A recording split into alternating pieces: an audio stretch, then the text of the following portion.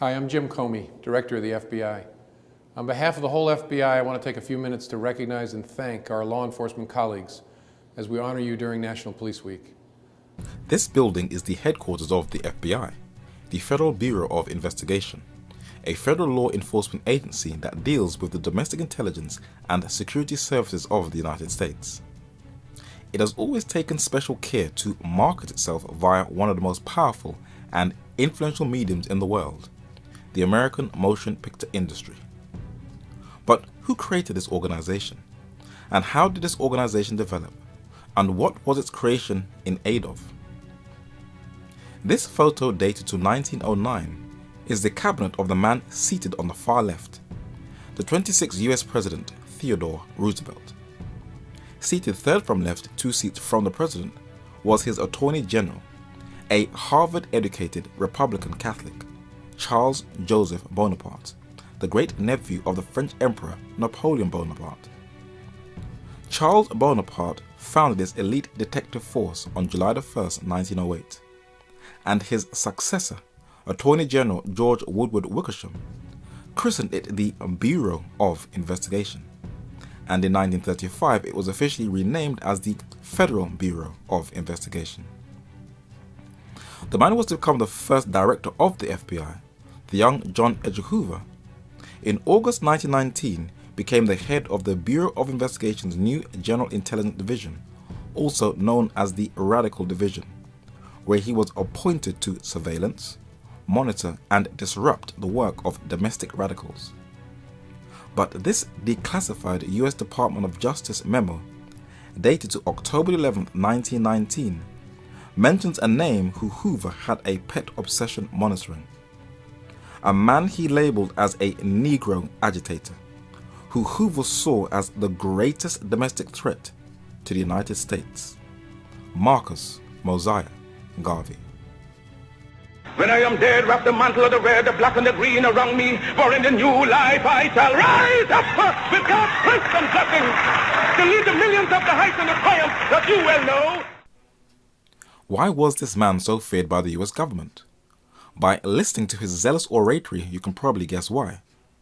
But if you were to go onto a search engine and type in the words FBI and Marcus Garvey, and go to the top of the searching results and click on the official website of the FBI, you will find a cache load of declassified documents detailing the FBI's monitoring of Marcus Mosiah Garvey. And as you carefully read through each file, you realize that J. Edgar Hoover's intelligence apparatus, the craft of his operations, and how his early career developed, that included surveillance, illegal wiretaps, blackmail, burglaries, double agents, planting forged documents, infiltration, assassination attempts, murder, COINTELPRO, provocateurs, exaggerating a potential threat, targeting innocent individuals, files containing embarrassing data on powerful people, using and breaking the law for one's own ulterior purpose, were all developed by J. Edgar Hoover as a result of him monitoring the movements of Marcus Mosiah Garvey. It is when you read an excerpt of the 1973 edition of the Encyclopedia Britannica, Volume 10, you get a picture of who Marcus Garvey is and what he wanted to accomplish.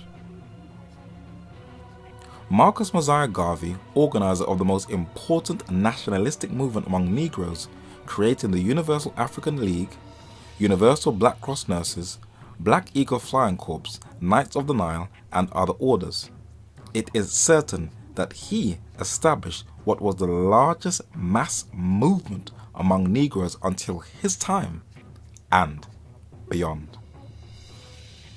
Marcus Garvey started a shipping company to develop trade between Africa and blacks throughout the diaspora.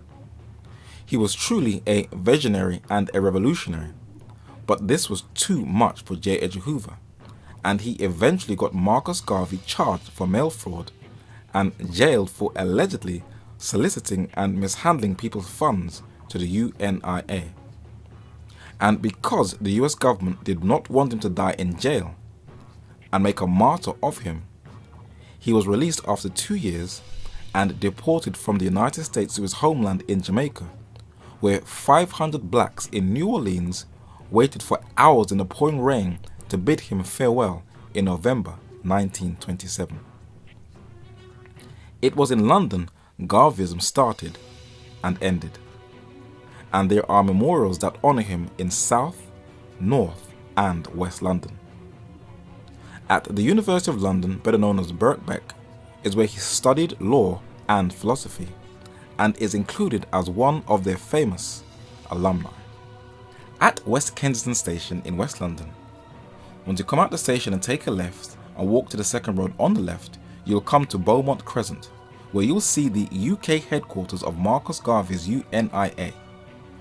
On the left is his name, which is now fading, and on the right is a plaque that reads, "This building was the headquarters of the Universal Negro Improvement Association from 1935 to 1940. But his dream was to be short-lived, and on this busy road between West Kensington Station and Barons Court Station, called Talgarth Road, Marcus Garvey was to die, discouraged and lonely after 2 strokes. There is a blue plaque in honor of him and his dream for the black community on the house where he died. There are many who call themselves Garveyites, but cling to a paganistic worldview. And despite his militancy and sometimes crude racial worldviews, who did Marcus Garvey say we should model our lives after? Christ was the first great reformer. He betook to himself with the authority of his Father the duty, the work, the labor, the sacrifice to bring man nearer to his Creator, to bring man back to his God. Realizing that Christ came to save all mankind from the fallen state, to restore man to his spiritual kingship with his God, let us practice a spirit of love, a spirit of charity, a spirit of mercy toward mankind. We shall look more into this man in his up and coming study, Black Consciousness versus Christ's Righteousness.